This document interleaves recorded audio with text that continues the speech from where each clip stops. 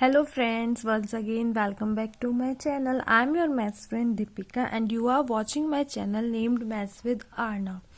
Yesterday I taught you about the types of matrices and continuing our topic. Today I am going to teach you about the equality of matrices and we going to practice some questions based on type of matrices and equality of a matrix. ठीक है, तो हम कुछ जैसे हम equality of matrices के बारे में पढ़ते हैं. तो इक्वालिटी का मतलब क्या है? हमारे पास दो मैट्रिक्स होंगी ए एंड बी और हमारे पास दो मैट्रिक्स हैं. तो हम पहले हमारे पास एक मैट्रिक्स पहली है ए और ये मैट्रिक्स है हमारे पास मान लो जर्नल 2 0 3 1 और हमारे पास एक और मैट्रिक्स है 2 0 3 1. ठीक है, हम अपनी मैट्रिसेस को इक्वल सिर्फ तभी कहेंगे two matrices A and B are said to be equal if each corresponding element of A is equal to the corresponding element of B. जब सबसे पहले तो दोनों सेम ऑर्डर की होनी चाहिए. अगर ये 2/2 की है तो आपकी दूसरी मैट्रिसेस भी 2/2 की होनी चाहिए. पहली चीज क्या है? दोनों सेम ऑर्डर की होनी चाहिए. अगर सेम ऑर्डर की नहीं होंगी तो हम उन्हें इक्वल मैट्रिसेस नहीं कहेंगे. दूसरा, इसका हर एलिमेंट, ठीक है, ईच कॉरस्पॉन्डिंग एलिमेंट मतलब जो हमारे ए के जितने भी एलिमेंट है, each element of A is equal to the corresponding element of B.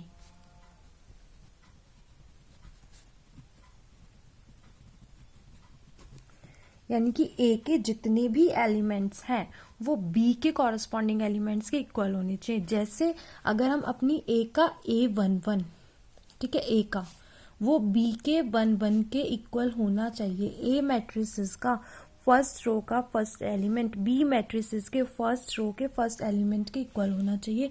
अगर हम जर्नल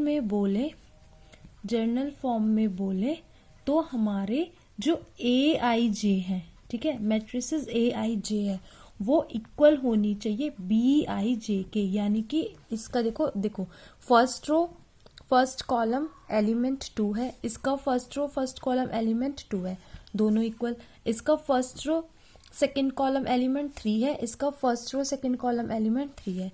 इसका second row first column element 0, second row first column element 0, second row second column element 1, second row second column element 1. यानी कि अगर एक भी, ठीक है, इफ इवन सिंगल एलिमेंट मान लो ये 2 0, ठीक है, क्या है 2 0 और ये 3 1 होता और ये 2 0 3 2 होता. देखो एक एलिमेंट ही इक्वल नहीं है तब भी ये मैट्रिसेस इक्वल नहीं होती. यानी कि हर एक एलिमेंट इक्वल होना चाहिए. तो इस पे बेस्ड हम एक क्वेश्चन करेंगे और वो क्वेश्चन है हमारा एक्सरसाइज एनसीईआरटी की एक्सरसाइज 3.1 का एग्जाम्पल है एग्जाम्पल 4. ठीक है, तो हम एग्जाम्पल 4 करते हैं.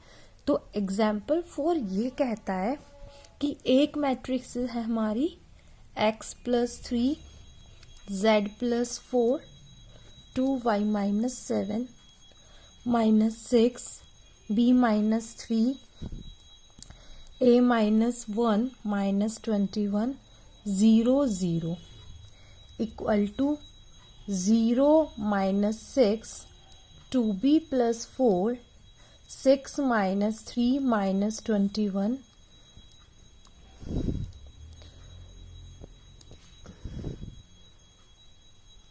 3y - 2 2c + 2 0.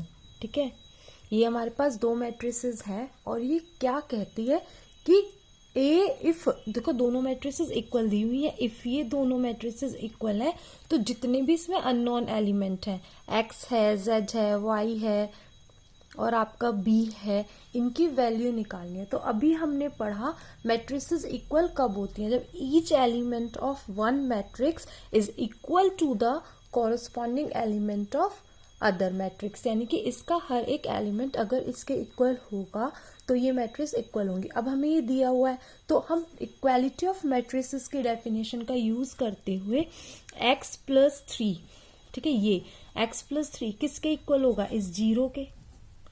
भाई फर्स्ट रो फर्स्ट कॉलम के एलिमेंट के इक्वल होगा जीरो के। तो हमें x की वैल्यू निकालनी है, 0 - 3, x कितना आ गया -3, ठीक है। फिर सेकेंड z निकालते हैं अगर हम, तो first row second column equal होगा फर्स्ट रो सेकेंड कॉलम के, यानी कि 6 के। 6 - 4, z कितना आएगा 2। 2y - 7, first row third column 3y - 2। देखो हम क्या करेंगे वेरिएबल सेम साइड लेंगे, तो y+2 3y - 2y -5 = y आ गया, ठीक है। यहाँ पे a -1 second row second column, तो second row second column -3, a - 1 = -3 -1 जाकर उधर +1 हो जाएगा, तो a आएगा हमारा -2, ठीक है। फिर हमारा और क्या है, फिर हमारा क्या है a -1 निकाल चुके, फिर है हमारा b -3। देखो b -3 है हमारा थर्ड रो फर्स्ट कॉलम, तो वो थर्ड रो फर्स्ट कॉलम के इक्वल ही होगा, जो कि है 2b + 4, वही, ठीक है। कांस्टेंट सेम साइड और वेरिएबल एक साइड, -7 = b। और अब हम एक c की वैल्यू और रह गई है, 2c + 2 = देखो ये है आपका सेकेंड रो थर्ड कॉलम, तो ये सेकेंड रो थर्ड कॉलम के ही इक्वल होगा, तो 0 के इक्वल आएगा, ठीक है। ये इधर आ जाएगा 2c, c की वैल्यू आएगी -2/2, दैट इज -1, ठीक है। ये एक क्वेश्चन था बेस्ड ऑन इक्वालिटी, ठीक है। एग्जाम्पल हम एक और क्वेश्चन करते हैं इसमें कि एक्सरसाइज 3.1 का ये आपका क्वेश्चन है 4, ठीक है। ये क्वेश्चन ये कहता है कि एक 2x2 की मैट्रिक्स कंस्ट्रक्ट करिए, ठीक है। कंस्ट्रक्ट a 2x2 मैट्रिक्स, एक 2x2 की मैट्रिक्स कंस्ट्रक्ट करिए, ठीक है।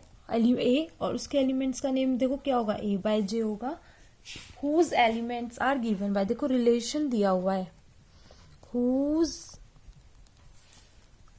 एलिमेंट्स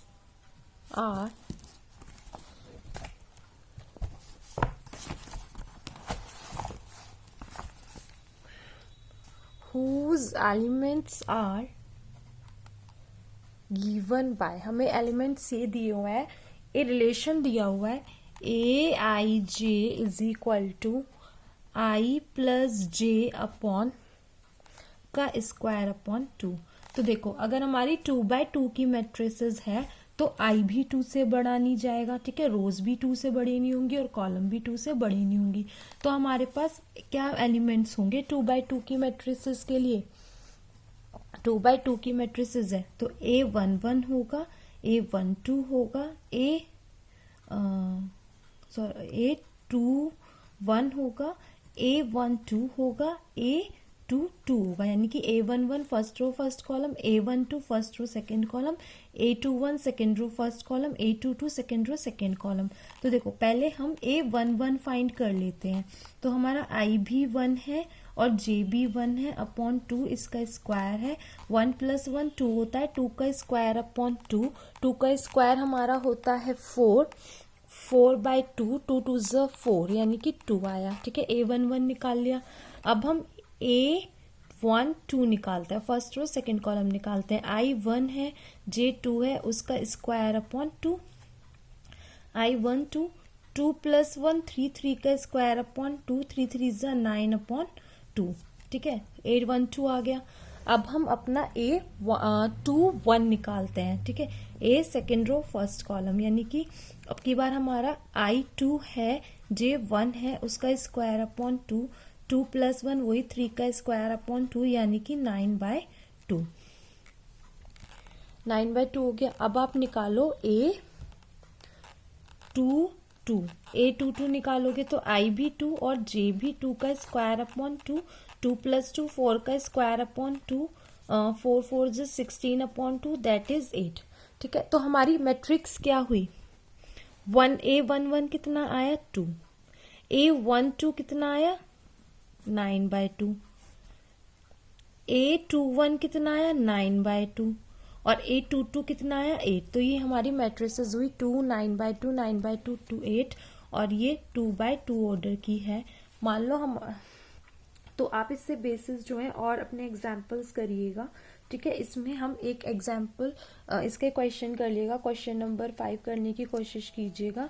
ठीक है, और आप इसके क्वेश्चंस करिएगा। अगर कोई भी प्रॉब्लम होगी तो आप मुझसे पूछ सकते हैं। Please please please keep sharing and watching my videos, like my videos, subscribe my channel, hit the bell icon, thumbs up. Thank you for watching. Thank you.